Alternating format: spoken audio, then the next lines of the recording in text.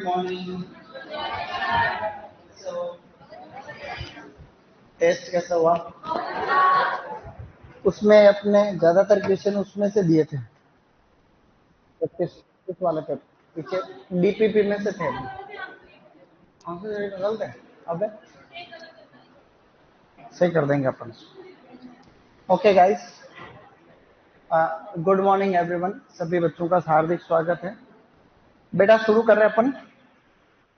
थोड़ी सी आवाज को बढ़ा देता हूँ क्योंकि तुम लोग कम सुनते हो यहाँ वाले से हैं। तो आवाज थोड़ी बढ़ाई दी जानी चाहिए।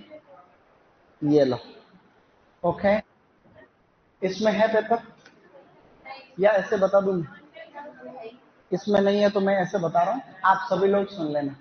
सभी के पास में पेपर है तो आज के बाद भी ध्यान रखना कि जैसे ही पेपर हो अगले दिन सबको लेके आना है, ठीक है? मंडे को पेपर होता है, मंडे को लेके आओ सब लोग। अड़ोसी पड़ोसी को मांगने के ऊपर पेपर नहीं दिया जाएगा। किसी को भी पेपर बताना हो मत तुम लोग। अभी तो देख लो एक बार, आज के बाद में मत बताना मंडे से, ठीक है? आज देख क्वेश्चन नंबर 21 नहीं 26। ऑनलाइन में जो भी बच्चे हैं बैकअप क्लास भी आपकी लग जाएगी। जितने भी बच्चे देखो लेट जुड़े हैं उनमें भी यूं है, इसमें नहीं है ना पेपर। चेक करते देखो क्या पता हो। ऑल बैच बोल्ड पेपर, ये आज वाला नहीं, इसमें है। तुम कौन हो? CH1 CH1 CH1 CH1 ये है। ये तो पिछले बार वाला है ना। अब रहने दो इसको, मैं ऐसे ही बोल जाता हूँ, तुम लोग समझ जाओगे बेटा। ऑनलाइन वाले बच्चों से भी मैं बोल के बता रहा हूँ, आप सभी लोग समझ लेना।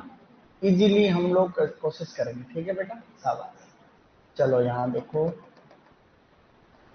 अरे बाप रे, इतने सारे कहाँ से हैं? देखो सबसे पहला क्वेश्चन मैं पढ़ रहा हूँ 26 नंबर। अनार और खजूर का क्रमशः उत्पत्ति स्थल कौन सा है? तो अनार का उत्पत्ति तो क्या होता है? तो बेटा अनार का उत्पत्ति तो आप सभी लोगों को पता है। अनार से क्या करना है? ईरान। और खजूर से क्या करना है? तो मैंने आपको पहले भी बताया था, इराक। अरे इसमें कंफ्यूजन होता है क्या तुमको? ना आ रहा है तो इधर भी ना आना चाहिए। अनार ईरान, इधर कैसे कैसे कबूतर आ रहा है तो इधर खरगोश आना है? कैसे कबूतर कैसे खरगोश, तो गलत लिखा क्या? ऐसे अपने को आना चाहिए, ठीक है बेटा? गुड। तो सेकंड ऑप्शन इसमें करेक्ट हो जाएगा। सूची फर्स्ट का सूची सेकंड के साथ में मिलान करो। पौधरोपण की दूरी दी है, कुछ नहीं है, सिंपल। रोज रिवीजन करा रहा तो वही बात आई है परीक्षा करने। आम्रपाली को कितनी दूरी चाहिए? 2.5 इंटू 2.5 मीटर। तो पहले के अंदर डी दे रखा, फिर दे रखा पूसा नाना 1.25 इंटू 1.25। केले में दे रखा 2 इंटू 2 की जगह 1.8 दिया मैंने, तो 1.8 हो जाएगा इसमें। फिर अनार के अंदर 5, तो इसके अंदर हो जाएगा सेकंड। 27 के अंदर बेटा सेकंड ऑप्शन कर। ऑनलाइन आराम से देखो, ठीक है? ऑनलाइन वाले भी मैं बोल रहा हूँ उस तरीके से एक बार 5 मिनट के लिए मैं करा दूंगा, आप लोग देखते रहो। फिर शुरू कर रहे हैं। क्वेश्चन यही है जो मैंने आपको बता रखे। बगीचा लगाने की किस विधि में 4 पेड़ों के बीच में पूरक पौधे के रूप में एक अल्पावधि का फल वृक्ष लगा सकते हैं जो सीधा और शीघ्र बढ़ने वाला हो या शीघ्र फल देने वाला हो? तो क्विनकंस, पंचभुजाकार विधि क्विनकंस। तो डी यानी 4 इसका करेक्ट है 28 में। 29 नंबर में नर्सरी भूमि को निर्जमीकृत या स्टेरिलाइज करने के लिए कौन सा रसायन काम है? तो फॉर्मेलिन लेते हैं। इसमें आंसर के ऊपर नीचे, हाँ तो इसके अंदर आंसर की में अपन सही करा देंगे। ये है फॉर्मेलिन होगा। इसको क्या होगा रे? तो इसको अपन फॉर्मेलिन करवा देंगे। एक तो 29 नंबर क्वेश्चन के अंदर अपने को क्या करना है, सही कर दूंगा मैं। अभी मेरे को याद दिलाना लास्ट में जाते जाते, ठीक है? आर्द्र गलन या डंपिंग ऑफ नर्सरी में होने वाला प्रमुख रोग है। इसका मुख्य रोग कारक होता है पीथियम, हाँ पीथियम अफिनिडर्मेटम होता है। तो 30 के अंदर सेकंड। फिर आपको वैज्ञानिक नाम मिलान करना है। मिर्च का क्या होता है? मिर्च का होता है कैप्सिकम है। तो फर्स्ट के अंदर तो हो जाएगा डी। लहसुन का होता है एलियम, तो सेकंड के अंदर हो जाएगा सी। ऐसा अपने को दिख रहा है डी ऑप्शन में, चौथे ऑप्शन में दिख रहा है ये सब। तो इस 31 नंबर के क्वेश्चन में हो जाएगा डी करेक्ट। पौधरोपण की वह पद्धति जिसमें वर्गाकार विधि की अपेक्षा लगभग दुगुने पौधे लगाए जा सकते हैं। तो इसमें पंचभुजाकार को क्विंकम्स कहते हैं, तो इसमें भी चौथा ऑप्शन 32 में 4 सही हो जाएगा। सूची फर्स्ट का सूची सेकंड के साथ मिलान करो। आम का उत्पत्ति स्थल इंडो बर्मा होता है, फर्स्ट में फर्स्ट। गाजर का उत्पत्ति स्थल कहाँ है? अफगानिस्तान, बी के अंदर बी। बैंगन का कहाँ है? भारत, डी। और गोभी वर्गीय सब्जियों का भूमध्य सागरीय क्षेत्र, तो 33 के अंदर हो जाएगा बेटा फर्स्ट ऑप्शन करेक्ट हो जाएगा। ठीक है। पत्ता गोभी का वैज्ञानिक नाम होता है ब्रेसिका ओलेरेसिया वेराइटी कैपिटाटा साबास, तो 34 के अंदर डी हो जाएगा। ठीक है। ऑनलाइन वाले बच्चों मैं ऐसे बोल रहा हूँ, आप लोग इसको ध्यान से सुनना। आज बोर्ड में पेपर है नहीं, इसलिए वो क्या कि नहीं कर पा रहा। षटभुजाकार विधि अर्थात हेक्सागोनल सिस्टम में वर्गाकार विधि की अपेक्षा कितने प्रतिशत पौधे अधिक लगते हैं? 15% पौधे अधिक लगते हैं। पेपर में देखो सेकंड, 35 के अंदर सेकंड। बगीचा लगाने हेतु स्थान के चुनाव के संबंध में कौन सा कथन असत्य है? बगीचे को ईंट के भट्टे के पास में लगाना चाहिए क्या? तो ये पहला ही इसके अंदर गड़बड़। छोटे पौधे जैसे कि केला, पपीता, अंगूर, फालसा, गड्ढे का आकार, लंबाई, चौड़ाई, गहराई कितनी रखते हैं? 0.5, 0.5, 0.5। फोर्थ ऑप्शन 37 में 4। पहाड़ी क्षेत्रों में पौधरोपण हेतु अनुमोदित रेखांकन की विधि कौन सी है? 38 के अंदर फर्स्ट।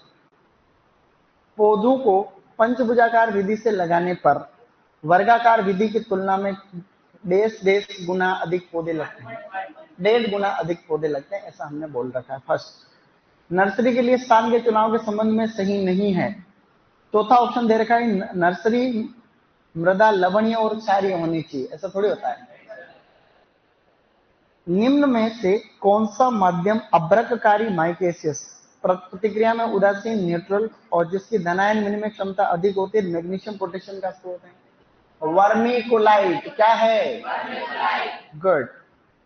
पौध को नर्सरी से खेत में लगाने की क्रिया पौध प्रतिरोपण कहलाती है। पपीता के पौधों को प्रतिरोपित करने की उपयुक्त उम्र है 1.5 से 2 माह। क्या बात है, कितना सरलतम प्रश्न। सामान्यतः सब्जियों को 1 हेक्टेयर की बुआई है तो नर्सरी का क्षेत्रफल 250 मीटर स्क्वायर चाहिए, परंतु प्याज एक अपवाद है, इसको कितना चाहिए? 500। तो 45 के अंदर थर्ड ऑप्शन करेक्ट। फलों का बगीचा लगाने तो कम से कम मृदा की गहराई 2 मीटर होनी चाहिए, 2 मीटर होनी चाहिए। फर्स्ट, निम्न बिंदुओं पर विचार करो। ऑप्शन नंबर 1, इस विधि में वर्गाकार विधि की अपेक्षा लगभग दुगुने पौधे लगते हैं, ये पंचभुजाकार की बात हो रही। पूरक पौधे के रूप में पपीता और फालसा लगा सकते हैं, ये भी पंचभुजाकार है। पर्वतीय क्षेत्रों में अपनाई जाती है, ये तो क्विंकम्स मेथड। इस विधि में अस्थायी तौर पर सर्वाधिक पौधे लगते हैं, ये भी सही। तो उक्त में से कितने कथन पंचभुजाकार के बारे में सही? तो ए, बी और डी सही है। चौथा ऑप्शन इसके अंदर करेक्ट है। ठीक है बेटा। तो हमारे क्वेश्चन पेपर कब आएगा? ऑनलाइन वालों के क्वेश्चन पेपर आया होगा, तुमने पेपर नहीं दिए क्या? ऑनलाइन वालों के भी तो पेपर होता है, सेम पेपर उसी दिन होता है। मीडो ऑर्चार्ड में अमरूद के लिए पंक्ति और पौधे की दूरी कितनी रखते हैं? 2x1 metre. कौन सा युग्म सही सुमेलित नहीं है? अमरूद और नींबू वर्ग में 6x6 मीटर चाहिए, सही बात। आंवले खजूर में 8x8 मीटर, आम में 8x8 मीटर और अंगूर में आम के अंदर 10x10 पढ़ रहे थे अपन, ठीक है। तो सी, देसी पालक का वनस्पतिक नाम बीटा वल्गेरिस वैरायटी बेंगालेंसिस होता है। सेकेंड, 49, निम्न में से किसका उत्पत्ति स्थल भारत नहीं है? अंगूर का क्या है? एशिया माइनर, आर्मेनिया या फिर Black to Caspian Sea. Okay, फिर बेटा मिलान करना, ये क्वेश्चन रिपीट वाला वापस। आम को क्या कहते हैं? मैंजीफेरा इंडिका, तो पहले के अंदर डी। अमरूद को क्या कहते हैं? सीडियम, सीडियम गुआजावा कहते हैं, सेकंड के अंदर सी हो जाएगा। ऐसा करने पे अपने को ऑप्शन अभी मिलानी है। देखो, संतरे को क्या कहते हैं? सिट्रस रेटिकुलेटा, और आंवले को क्या कहते हैं? एम्ब्लिका ऑप्शन। गुड, तो ऐसे कर करा के डी ऑप्शन हो जाएगा। तो अब मेरे को बताओ कि 25 के 25 किसने किए हॉर्टिकल्चर? तुमने 25 हॉर्टिकल्चर के किए? इधर हाथ खड़े कर। गलत वाला नहीं, 25 के 25 चॉइस पूछ रहा हूं ना तुम। अब 20 करने से वैसे, अच्छा इसमें वो एरर वाला कौन सा था? पेन देना एक सेकंड। अभी मैं पूछता हूँ तुमको, रुको। क्वेश्चन नंबर 29 के अंदर अपने को थर्ड करना है। तो क्वेश्चन नंबर 29 में तो ये सब गड़बड़ हुई कैसे? ऐसा कैसे हो सकता है? जल्दी जल्दी पेपर बनाएंगे सब। चलो भाई, ये लो। अब सुनो, 20 करने थे हॉर्टिकल्चर के वैसे तो, फिर भी तुमने 20 में से 25 किसने किए? 20 से 25 के बीच में, मतलब 20 ही करने थे हॉर्टिकल्चर के, हैं? हाँ वो पता मेरे को, मैं तभी तो पूछ रहा हूँ। अब बताओ, एग्रोनॉमी में 20 से 25 किसने किया? 20 से 25 के बीच तुम हॉर्टिकल्चर में नहीं कर सकते थे? तुमने दोनों में हाथ खड़ा कर रहा हो तुमने उधर भी हाथ खड़ा किया था, इधर भी हाथ खड़ा किया, तो ऐसे कैसे हो सकता है? दोनों तरफ तो नहीं हो सकता है? ज्यादा कैसे होगा उसमें? कर सकते हैं उसमें, तो फिर कैसे किया? नंबर कटे नहीं? वाह, कोई बात, टेंशन मत लो। साइन एक्चुअली क्या, अपने को जो समय बचा करके अपने को दूसरे पेपर में देना चाहिए। अगर तुम्हारे 40 क्वेश्चन हो गए तो टाइम बचा उसको किसी और पेपर में दिमाग लगाना।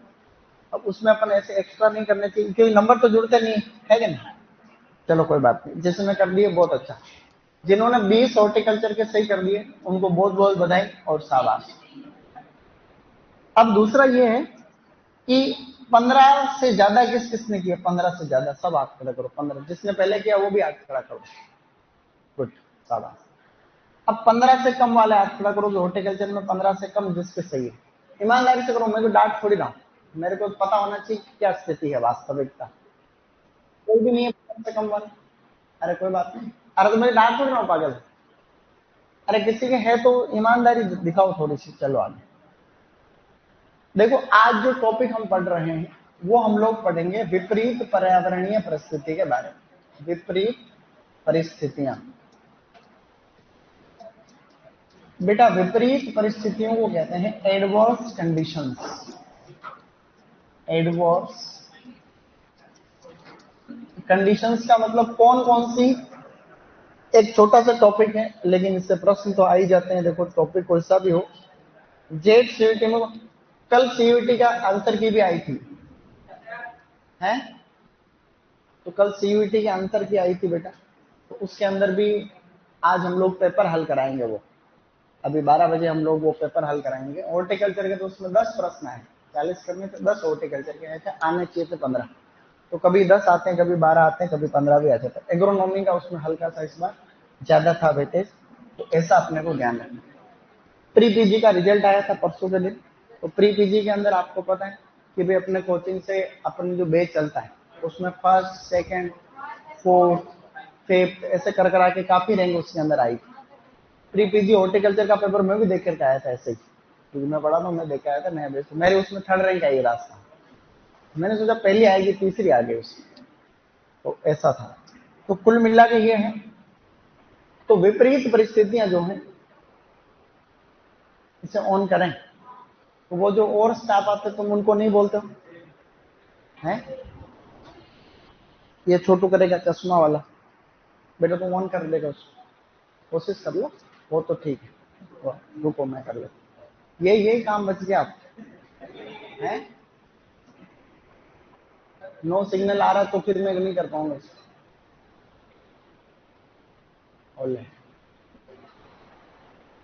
अब मेरे को तो नहीं आता, अब कौन सा बटन दबाऊं? है इसमें कुछ दिख नहीं।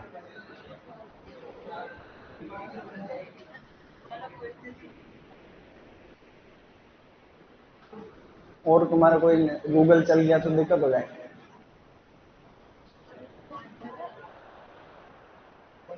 इसमें बैक का बटन कहाँ है?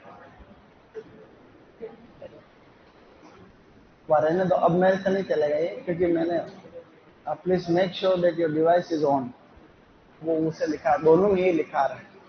अपन किसी को बोलेंगे, देखें एक बार तुम शुरू करो, अपन टॉपिक पढ़ लेते हैं फिर देखेंगे क्या माहौल, ठीक है? मैं उनको बुला दूंगा, फिर जब तुम लिखोगे तब बुला दूंगा। देखो विपरीत परिस्थितियों में हम सभी लोग जानते हैं कि एक जो प्लांट होता है उस प्लांट को बहुत दिक्कत होती है। एक पौधे को बहुत सारी समस्याओं का सामना करना पड़ता है जब तक वो फ्रूटिंग तक पहुंचता है, तब तक। मतलब आजकल फलन बहुत होता है, अच्छे अच्छे बगीचों की संख्या धीरे धीरे बढ़ती जा रही है, बहुत अच्छा उत्पादन होता है। कल मैं एक स्ट्रॉबेरी का खेत देख रहा था, उसमें क्या उत्पादन होता है अनशन, सारा का सारा मैकेनाइजेशन भी होता है, मशीन की मशीन। मशीनों से बस कहीं कुछ फ्रूट ऐसे होते हैं जिनकी मशीनों से तोड़ाई नहीं होती, बाकी सारे काम जो है मशीनों से हो रहा है। और अपने राजस्थान के अंदर या भारत के अंदर ऑटोमेटिक चलने वाले ट्रैक्टर जो रिमोट से चल रहे हैं आजकल, उसका प्रचलन धीरे धीरे बढ़ रहा है। महाराष्ट्र के अंदर ज्यादातर ट्रैक्टर चला दिया, पीछे सारा सिस्टम लगा दिया, अब ट्रैक्टर में ड्राइवर लेस ट्रैक्टर, उस एक ऐप आता फोन के अंदर, उसको सेट कर दो ऑटोमेटिक, वो ट्रैक्टर चलता रहेगा पूरे खेत के अंदर। तो इतना सारा ऑटोमेशन हो गया, अब आप लोग देख लो, तो अच्छी बात है। देखो, तो इस तरीके से समय अच्छा आ रहा है, लेकिन पौधे को फिर भी कई दिक्कत का सामना करना पड़ता है, कभी बारिश आ जाती है तो कभी यार कुछ ऐसे बेसिक पॉइंट है जो हमें आना चाहिए। जैसे सबसे पहली प्रॉब्लम होती है पाले की, पाला पड़ जाता है ठंड के मौसम में, आप सभी लोग जानते हैं। देखो, पाले से दो तीन अच्छे अच्छे क्वेश्चन आ रखे हैं, अभी भी आए थे। पाला कब पड़ेगा? सबसे पहले पाला पड़ने के लिए जो संभावनाएं हैं कि भाई पाला पड़ने की संभावनाएं कब बढ़ जाएगी, तो इसमें आपको दो तीन अच्छे पॉइंट ध्यान रखने की आवश्यकता है। सबसे पहले पाला कब पड़ेगा? अगर आपको दिख रहा है कि भाई आसमान साफ है, अगर आसमान साफ है तो इसका मतलब पाला पड़ने के चांसेस बढ़ रहे हैं। दूसरा पॉइंट है, दोपहर बाद हवा चलना बंद हो गई, दोपहर बाद हवा बंद हो गई, अगर आपकी हवा चलना बंद, तो दोपहर बाद में हवा चलना बंद हो रही है, इसका मतलब ये दिक्कत है। तीसरा जो है, रात के टाइम पे बड़ी जो रातें होती, क्योंकि ठंड के मौसम में पाला पड़, भाई पाला पड़ने का समय क्या है, भाई पाला कब पड़ता है? पाला पड़ता है दिसंबर जनवरी महीने में, खासकर जनवरी महीने में। तो जो है दिसंबर दिसंबर जनवरी महीने में पड़ता है पाला। अब दिसंबर जनवरी में, खासकर जनवरी में पाला पड़ता है। तो जो बड़ी रातें हैं, इसे मैं लिख रहा हूं, लैंग्वेज में लिख रहा हूं, दीर्घकालीन रातों में तापमान का तापमान का जमाव बिंदु से नीचे जाना, यानी 0 डिग्री सेंटीग्रेड से नीचे अगर जाने वाले बिंदु से नीचे जाना अर्थात 0 डिग्री सेंटीग्रेड या फिर इससे नीचे चला जाएगा टेम्परेचर, तो पाला पड़ेगा। अभी प्रश्न आया था एग्रीकल्चर सुपरवाइजर कोटा यूनिवर्सिटी के अंदर कि निम्नलिखित में से कौन सी संभावना पाले से संबंधित नहीं है, तो उसमें एक ऑप्शन था कि आसमान साफ होना चाहिए, दोपहर बाद में जो हवा चलना बंद हो जाए, फिर तक भी रातों के अंदर तापमान। एक था उसमें कि दोपहर बाद में तेज हवाएं चलती रहे, तो ये उसमें क्या था, गलत है। तो आसमान साफ, ये तीनों, फिर उसमें तो एक क्वेश्चन तो ऐसा आ रखा है। दूसरा ये पाला कब पड़े? अब पाला जब पड़ता है तो होता क्या, देखो प्लांट में जब पाला पड़ता है तो एक्चुअली टेम्परेचर जब कम होता है तो पौधे में जो भी कोशिकाएं होती है, इन कोशिकाओं में जो भी पानी होता है वो जम जाता है। अब जब पानी जमता है तो बर्फ बन जाता है, तो उसका क्या, आयतन बढ़ जाता है।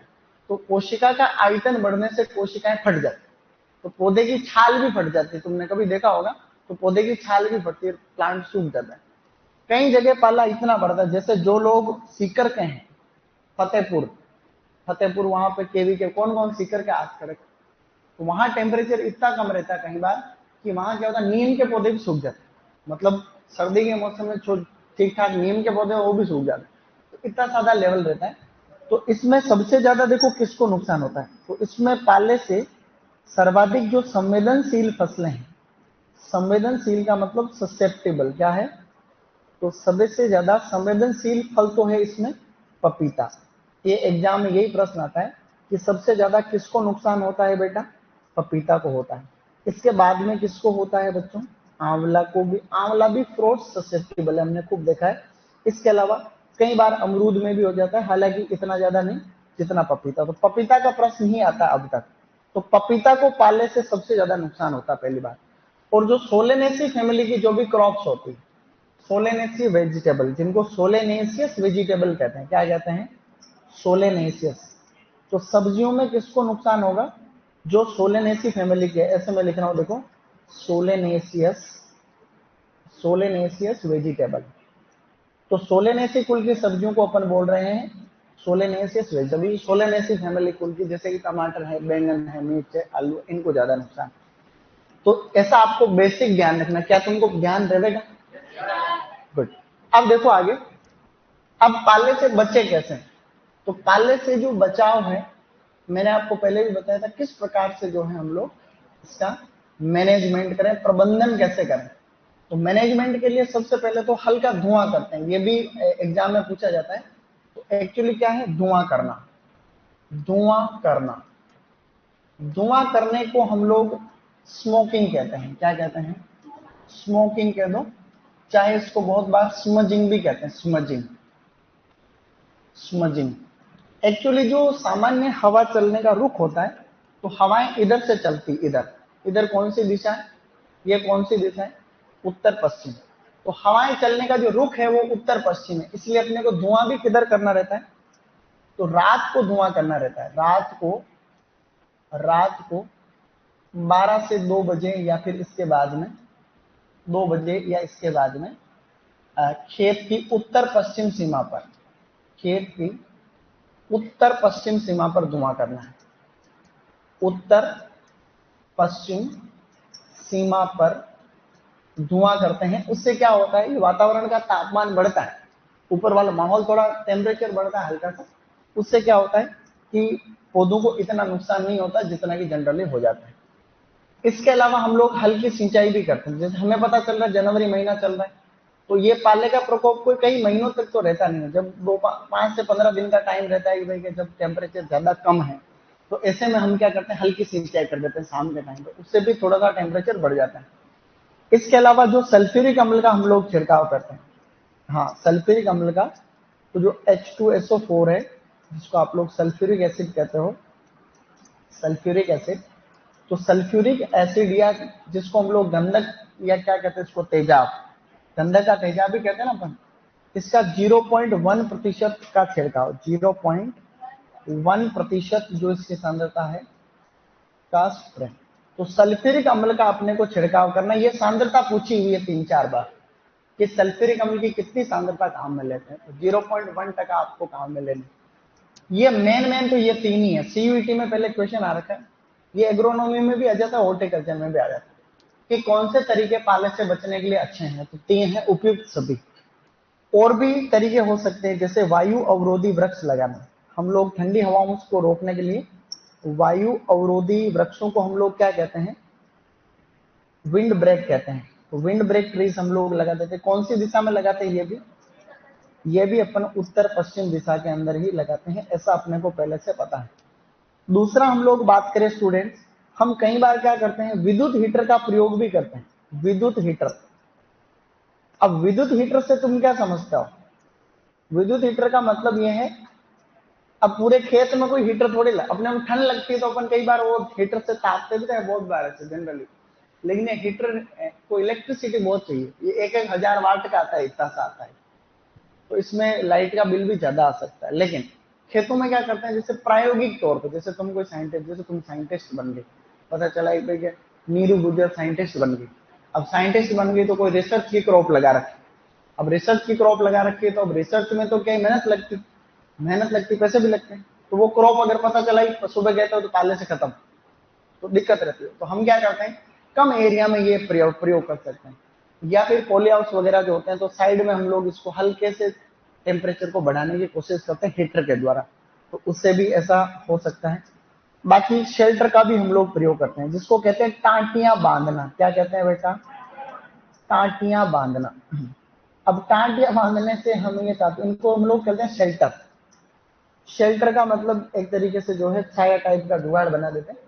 जैसे छोटे पौधे जो होते हैं, जैसे पपीता है या फिर और कोई 1-2 साल के पौधे होते हैं या 3 साल के पौधे होते हैं, तो हम क्या करते हैं? 3 तरफ से इनको देसी जुगाड़ से ढक देते हैं। जिधर से सनलाइट आती है उधर खुला रख दो, बाकी इसको ऐसे ऐसे छप्पर बना के ढक दो। ये भी गांव में करते ही। पपीता को पाले से, लू से, सबसे ही नुकसान होता है, तो पपीता में ये जनरली हम लोग ज्यादा करते हैं, ठीक है ना। और भी क्रॉप में कर सकते हैं।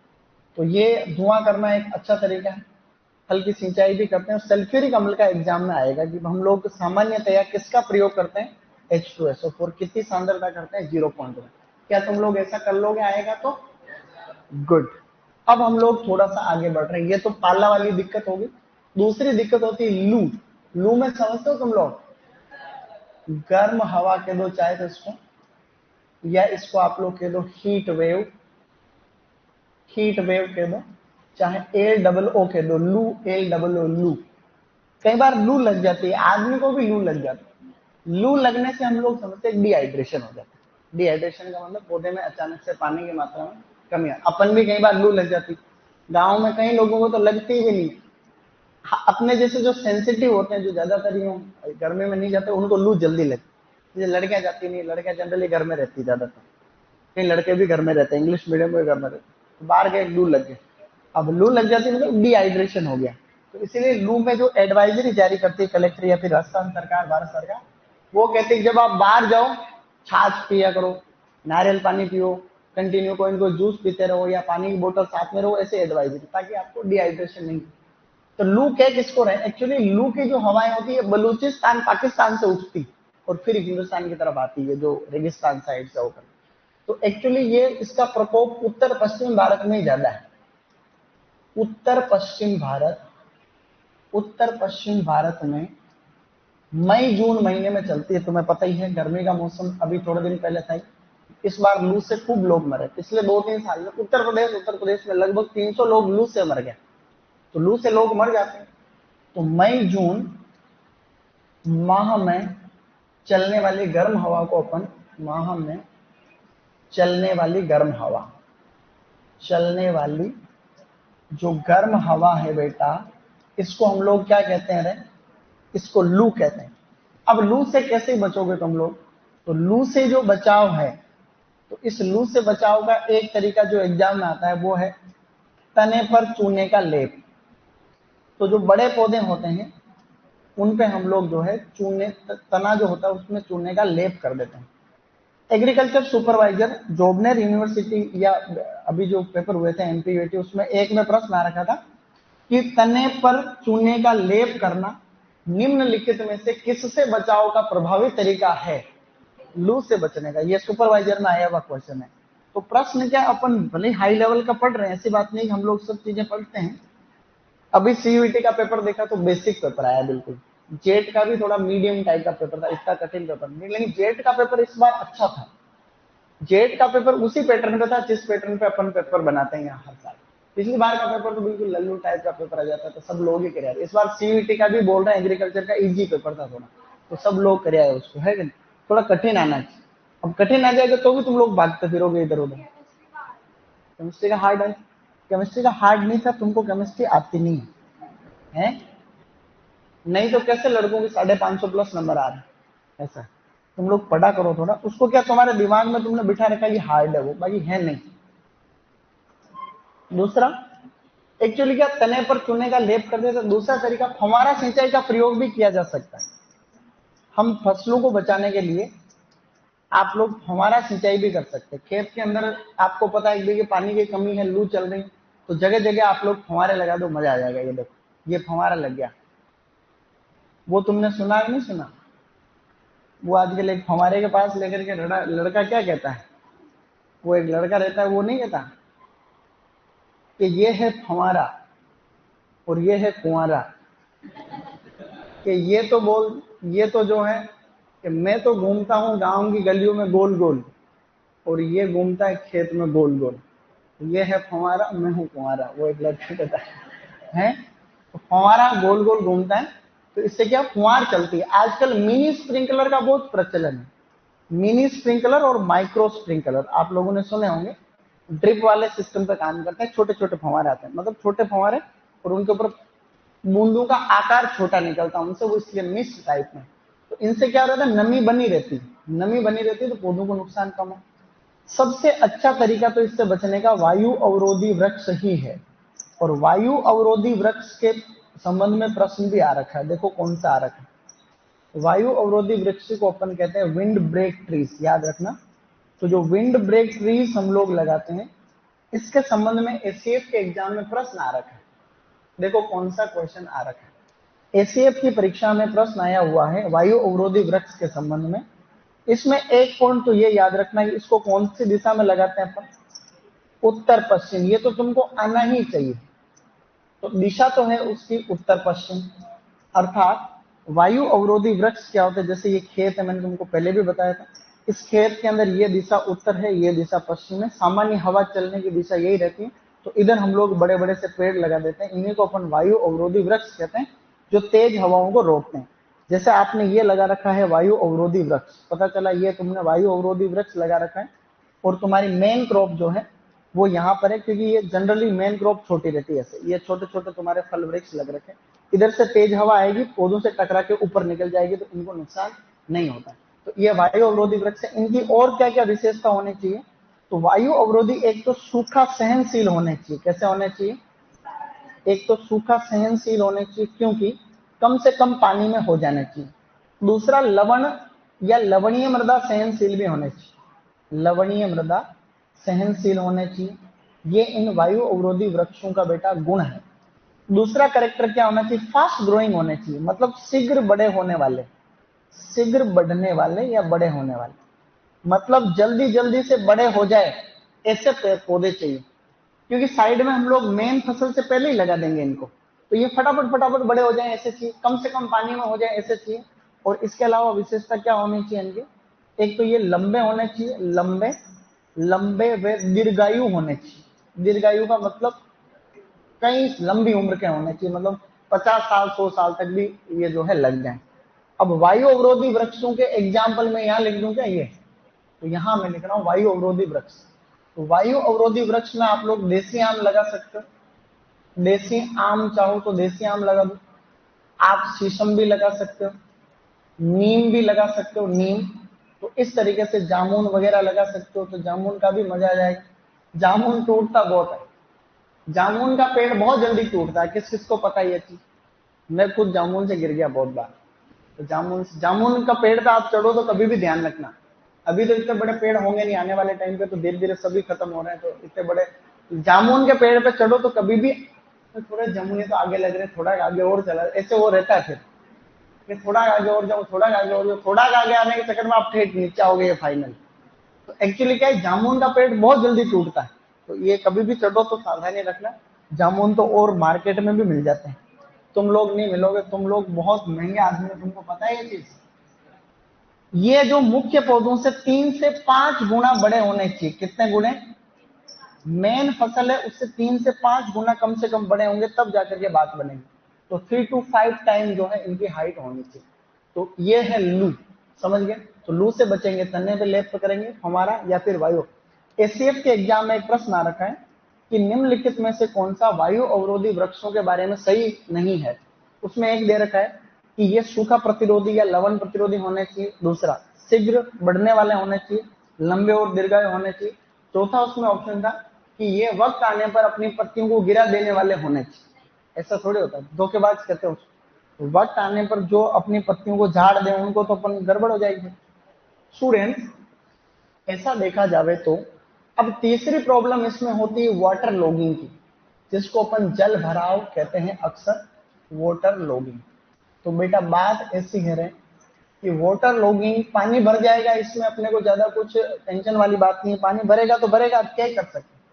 जैसा कि मुख्यमंत्री, क्या नाम उनका, आसाम वाले मुख्यमंत्री का क्या नाम है, आसाम के मुख्यमंत्री का क्या नाम, तोतला नहीं बोलते हैं, तोतले बोलते हैं उनका नाम, तुमको कुछ पता भी तो नहीं। भारत का राष्ट्रपति कौन,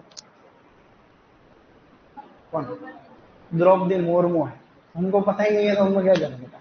तू बता, राजस्थान का प्रधानमंत्री मुख्यमंत्री, राजस्थान का मुख्यमंत्री कौन, विजय लाल साहब। कृषि मंत्री ने तो इस्तीफा दे दिया, पता तुम, कृषि मंत्री तो छोड़ के चले गए। कौन थे पहले राजस्थान के कृषि मंत्री, अपने किरोड़ी लाल मीणा। तो उन्होंने तो पहले बोला था कि मेरी पार्टी की सीट इतनी नहीं आएगी तो मैं इस्तीफा दे दूंगा, तो इस्तीफा दे करके चलता रहे। अभी थोड़े दिन के लिए कि कोई किशन लाल नाम है, उनको चार्ज दे रखा है कोई मंत्री को। तो ऐसा है।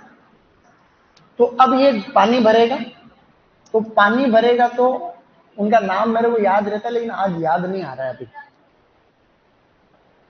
क्या कलराज मिश्र अपन राजस्थान के राज्यपाल, मैं तो आसाम का पूछ रहा हूँ, आसाम का मुख्यमंत्री। वो तोतले नहीं बोलते कि आए दिन इंटरव्यू फेमस होते रहते हैं उनके। तो लगा तुक्का एमपी वाला, हाँ हाँ, हेमंत, हेमंत विश्व शर्मा ऐसा नाम है।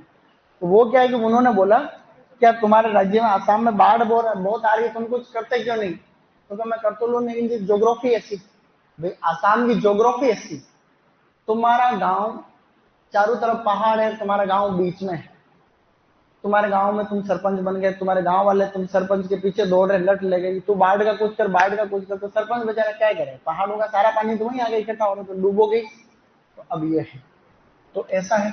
तो पानी भरने से, देखो पानी भरने से पौधे मरते ही हैं, लेकिन एक्चुअली क्या है कि जब आप लोग जल निकास की व्यवस्था नहीं होती तो नमी बढ़ने से कवक जनित रोगों का प्रकोप बढ़ता है, सबसे बड़ी बात। इसलिए पौधों में अलग अलग तरीके की बीमारियां आकर के पौधे मर जाते हैं। बाकी वाटर लॉगिंग में तो अच्छा जल निकास की व्यवस्था हो। दूसरा, पपीता को सबसे ज्यादा नुकसान, बस पपीता इसमें सर्वाधिक संवेदनशील है, सर्वाधिक संवेदनशील। तो जल भराव के प्रति पपीता को सबसे ज्यादा नुकसान। पपीता की नर्सरी में अगर पानी भरेगा तो कौन सी बीमारी होगी? डैम्पिंग ऑफ, जो कि किससे होता है? कवक से होता है। दूसरा, इसमें खेत के अंदर एक बीमारी हो जाती है जिसको फूट रोट कहते हैं। क्या कहते हैं? फूट रोट या फिर स्टेम रोट, तना गलन या पद गलन बीमारी, दोनों ही कवक से होती है। तो इस तरीके से ये प्रॉब्लम पपीता के अंदर हो जाती है। अब तीसरा चौथा जो पॉइंट है उसे अपन कहते हैं सूखा। क्या कहते हैं? तो सूखा को अपन ड्रॉट कहते हैं। और इसके बारे में तुम लोग एग्रोनॉमी के अंदर और भी कई चीजें पढ़ोगे। हालांकि जो शुष्क फार्मिंग होती है ना, उसमें ड्राईलैंड एग्रीकल्चर, तो ड्राईलैंड फार्मिंग वाला टॉपिक बहुत बड़ा है। सूखे की स्थिति से राजस्थान वाले बेचारे पहले से जूझ रहे, तुमको जैसा कि पता ही है। तो सूखे की स्थिति में राजस्थान में ऑलरेडी बारिश कम होती है, उदयपुर में इस बार पापी ज्यादा आगे। अभी राजस्थान में उदयपुर वाला ये जो इलाका है, ये हाई अलर्ट पे है कि अच्छी बारिश हो रही है, ज्यादातर जगह हो भी रही। उदयपुर में बारिश नहीं हो रही पिछले 7-8 दिन से। यूं उदयपुर के अंदर अखबार में आप देखोगे ना, जो मौसम विज्ञान की ये जो भविष्यवाणी, उसमें उदयपुर हाई अलर्ट के अंदर है, जो उदयपुर में, और उदयपुर में बारिश ही नहीं हो रही। अब बताओ तुम लोग तुम्हारे में से पाप किसने किया है, बताओ? पापी लोगों को कहते हैं ना, जहाँ पापी ज्यादा होता है वहाँ बारिश नहीं होती है। हाँ जी, इतना बड़ा उदयपुर है तो क्या होता? एक कहानी थी, एक बार क्या हुआ कि एक नाव जा रही थी, तो उस नाव के अंदर क्या, मतलब ऐसे समुद्र में या तालाब में से तूफान सा आ रहा था समुद्र में, तो 20-30 लोग बैठे हुए थे। अब 20-30 लोग बैठे हुए थे, तो एक आदमी थोड़ा गुमसुम सा ऐसे बैठा हुआ था, तो वो नाव डूबने वाली थी। तो कहते कोई न कोई तो पापी है। तो वो एक आदमी को बार बार टॉर्चर कर रहा था कि ये पापी है, तू कूद जा, तू कूद यहाँ से, तू जैसे तैसे कूद, नहीं तो हम मर जाएंगे सब के सब। अब वो जैसे ही कूदा, नाव डूब गई। इसका मतलब ये था कि वो एक आदमी ऐसा था जिसने अच्छे कर्म कर रखे थे, सब बच रहे थे उसके वजह। वो जैसे कूदा, बाकी सब क्या हो गए? ऐसा भी हो सकता है। तो पाप के तो कई कारण हो सकते हैं। तो अब ये जो सूखा है, सूखे में, सूखे से बचाव के लिए आपके पास में एक ही ऑप्शन है, आप लोग पानी को बचाओ। तो पानी से बचाव के तरीके में सबसे पहले हम लोग मल्चिंग काम में लेते हैं। नाम सुना तुमने? तो कई तरीके की जो है मल्चिंग होती है, there are different type of mulch. तो जो मल्चिंग होती है इसको पलवार कहते हैं, पलवार, मल्चिंग को पलवार कहते हैं। तो मल्चिंग तो कई प्रकार की हो सकती है, प्लास्टिक मल्च हो सकती है, आपकी चारे की भी मल्चिंग हो सकती है, वर्टिकल मल्च हो सकती है, कोई भी मल्च हो सकती है। तो एक्चुअली ये जो मल्चिंग होती है बच्चे लोग, इस मल्चिंग के फायदे बहुत हैं। जैसे आप लोग मल्च लगा रहे, आजकल हाईटेक हॉर्टिकल्चर पूरी की पूरी मल्चिंग बेस्ड हो गई है। एक शब्द होता है प्लास्टिक कल्चर, हॉर्टिकल्चर में टोटल ज्यादा से ज्यादा प्लास्टिक का यूज ज्यादा हो रहा है टोटल। तो सारी की सारी जो बेड होती है, उन सभी बेड को अपन इस प्रकार से मल्च से ढक देते हैं, और ये बीच बीच में छेद करते हैं, उनमें हम लोग पौधे उगाते हैं। मल्चिंग के फायदे बहुत होते हैं। इससे नमी तो बचती है, नमी संरक्षण तो होता ही है बच्चों, नमी संरक्षण भी होता है, खरपतवार भी नहीं होता। इसका फायदा देखो, खरपतवार भी नहीं होता है, खरपतवार नियंत्रण होता है, और टेम्परेचर भी इसके अंदर जो है कंट्रोल होता है। तो तापमान का भी इससे कंट्रोल होता है, तापमान नियंत्रण। तापमान नियंत्रण का मतलब ठंड के मौसम में जो है टेम्परेचर इसमें ज्यादा रहता है तो पौधे मरते नहीं है। तो ये नमी, इसके मल्चिंग के नमी बचाने के अलावा और भी फायदे बहुत सारे हैं। और बचाने के लिए आप क्या करोगे? फास्फोरस उर्वरक ज्यादा दोगे। तो फास्फोटिक जितने भी फर्टिलाइजर है, फास्फोरस उर्वरक जितने भी है, उर्वरकों का अधिक प्रयोग, तो इनका प्रयोग भी आप लोग अधिक करते हो, तो ऐसा अपने को हल्का फुल्का सा ध्यान रखना चाहिए। फास्फोरस का मुख्य काम पौधे के अंदर क्या है? जड़ विकास। तो अगर आपके खेत में जैसे माना कि पानी की अपने पास कमी है, तो जड़ें अच्छी बनेगी तो पानी का अवशोषण भी अच्छे से करेगी, अरे है कि नहीं? तो इसलिए क्या है कि फास्फोटिक फर्टिलाइजर जनरली ज्यादा काम में लेते हैं। तो ये हमने मेन प्रॉब्लम 3 पढ़ी। अब आपकी जो शीट है, उस शीट के अंदर नीचे कुछ वायु अवरोधी वृक्ष, मतलब वायु अवरोधी वृक्ष क्या, वाष्पोत्सर्जन रोधी रसायन दे रखे हैं उसके अंदर। तुम ये सारे के सारे रसायन एग्रोनॉमी में वापस पढ़ोगे, क्योंकि सूखे से बचने के लिए हम लोग वाष्पोत्सर्जन वाष्पोत्सर्जन रोधी रसायन, जो वाष्पोत्सर्जन की क्रिया को कम करते हैं, उनको हम लोग कहते हैं, अंग्रेजी में इनको कहते हैं एंटी ट्रांसपेरेंट्स। क्या कहते हैं? एंटी ट्रांसपेरेंट्स कहते हैं। तो एंटी ट्रांसपेरेंट्स कौन कौन कहते हैं, वो आपको शीट में से खुद को एक बार लिख करके लाने, मैं भी वापस रिवीजन करा दूंगा, क्योंकि एग्रोनॉमी में वापस पढ़ते हो तुम लोग सारी चीजें। तो अभी टाइम बचेगा तो मैं भी लिखा दूंगा, एक बार आप लोग यहाँ से देखो। तो काला हमने सबसे पहले पढ़ा था, यहाँ से एक बार आप लोग लिखना शुरू कर दो। वो एलईडी चलाने के लिए बोल देता हूँ, कोई हो तो। चलने थोड़ी लग गई।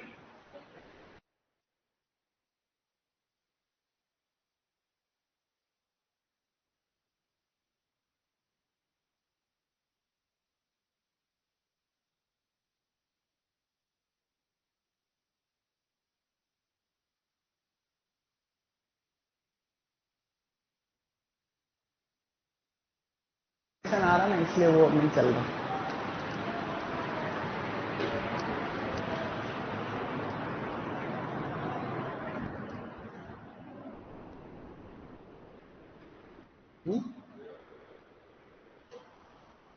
हाँ,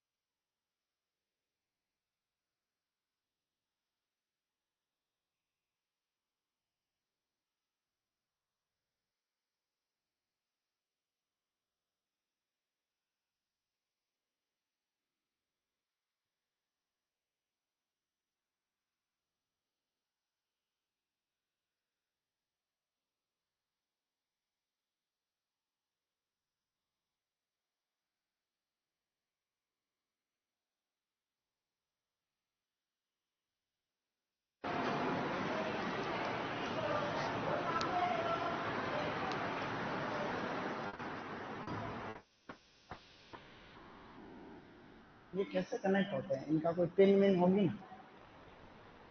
ना? तो तुम लोग देखा करो, नहीं नींदों में रहते हो क्या? वो सर आते हैं तो देखा करो, इसको तो सीख जाओ। कभी काम पड़ जाए कम हो गया तो फिर नौकरी न लगोगे तो तुम।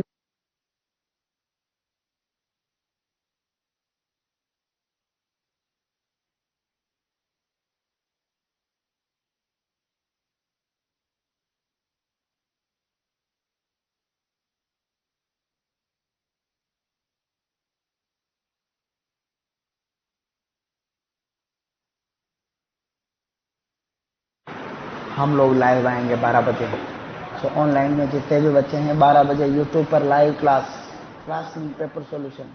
ठीक है बच्चों, लाइव आकर के उधर जो है लाइव आने वाले। सर आपसे निवेदन है कि वो चला दो, पीछे वाली एलईडी चल ही नहीं रही सर, सुबह से बच्चे कह रहे हैं, आपको पता ही नहीं है। चेतन डांगी और मोन्टू चौधरी कौन है? चेतन डांगी और मोन्टू चौधरी पीछे। सर कोई नहीं, इसमें क्या लिखा हुआ है? 12th H2 लिखा हुआ नहीं, तुम इधर बोल रहे हो ऐसा? ये लिख लिया सभी ने?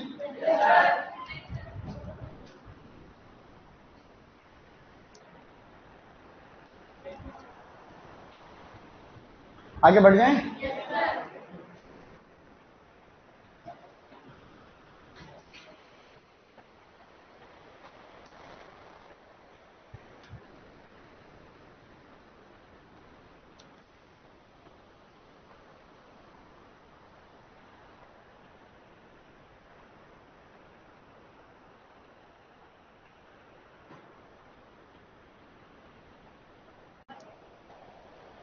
लिख लिया?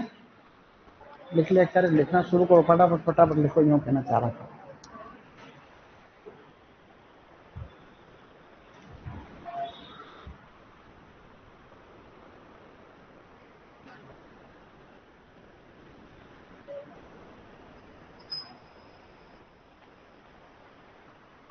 सर ये पर्ची पर्ची रह गई आपकी, इसमें 12th H2 लिखा हुआ है।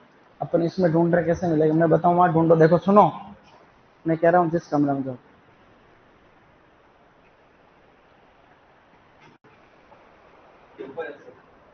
है?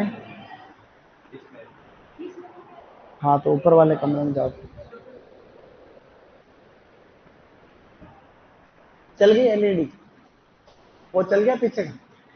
फिर इनसे नहीं चल रहा तो फिर अपने से क्या ही चले?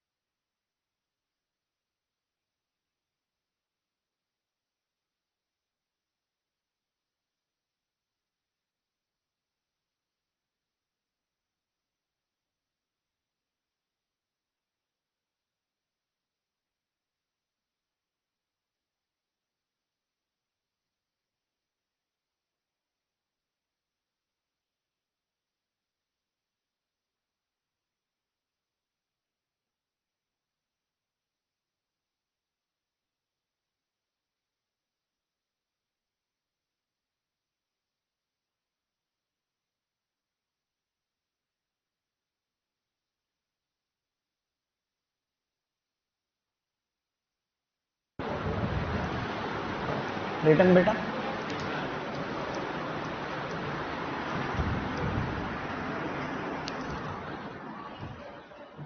शेल्टर लिखा नीचे, शेल्टर पीछे वालों को दिख जाएगा ना? गुड। अब इसको कैसे लिखोगे? इसमें थोड़ा कंफ्यूजन थोड़ी हो जाएगा तुम।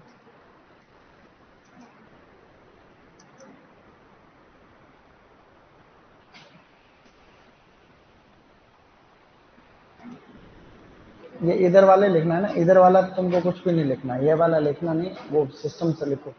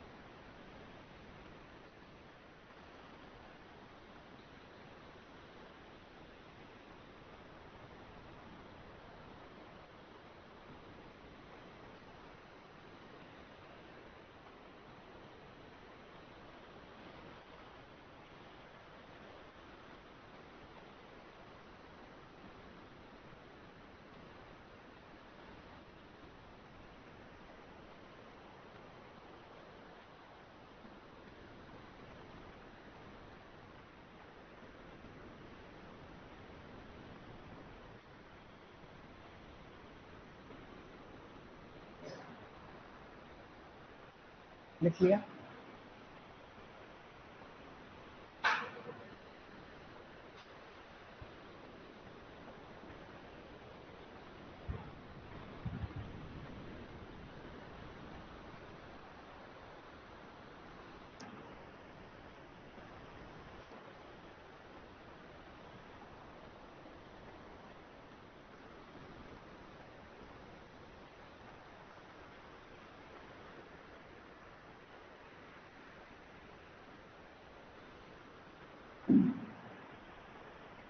गाइस रिटर्न वायु अवरोधी वृक्ष की विशेषताओं में ये पॉइंट लिखना है। वायु अवरोधी वृक्ष के गुण है ये सब, है ना, 1 2 3 4 और वो वाला पॉइंट भी। तो वायु अवरोधी वृक्षों के बारे में है ये पॉइंट। अरे समझे क्या? ये पॉइंट वायु अवरोधी वृक्षों के बारे में। हाँ हाँ, वायु अवरोधी वृक्षों की विशेषताएं हैं। ठीक है, गुड। ऐसा प्रश्न आ रखा है कल।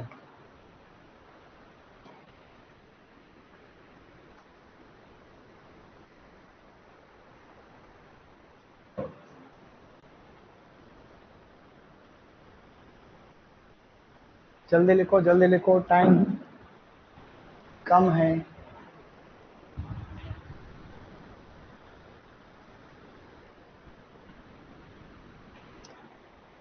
सुन लिया? लिख लिया? मतलब छूट गया? शाबाश।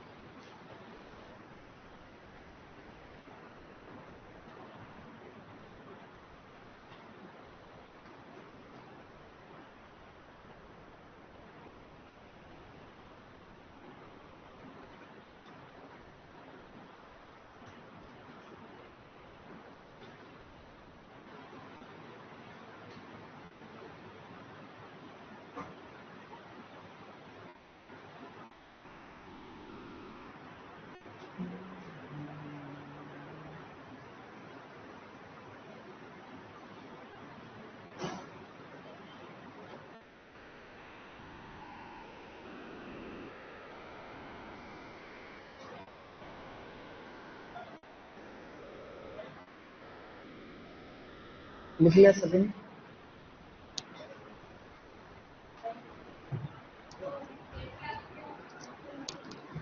खेत का मतलब खेत में कौन सी बीमारी हो जाती है पपीता में? इसके आगे फूट रोट, फूट या स्टेम रोट, पद गलन या तना गलन। इसको आगे वापस पढ़ेंगे। तो ऐसे जनरल नॉलेज के लिए लिखा है। ये तो तुमको पता ही है, ये तो तुम्हें पहले से पता है, और ये तुमको नहीं पता है। क्यों नहीं पता है? क्योंकि तुमने पढ़ा ही नहीं अभी तक। कई लोगों को तो पढ़ने के बाद भी पता नहीं रहता, लेकिन तुम लोग पता रखना सब।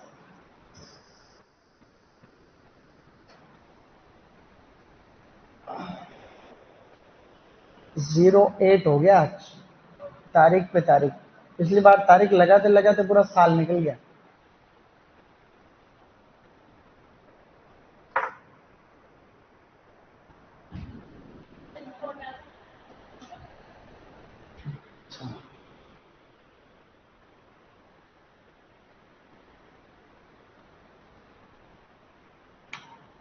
इतने दिन तुम्हारी क्लास में लेट हो जाते थे, आज रघुनाथपुरा लेट हो जाता।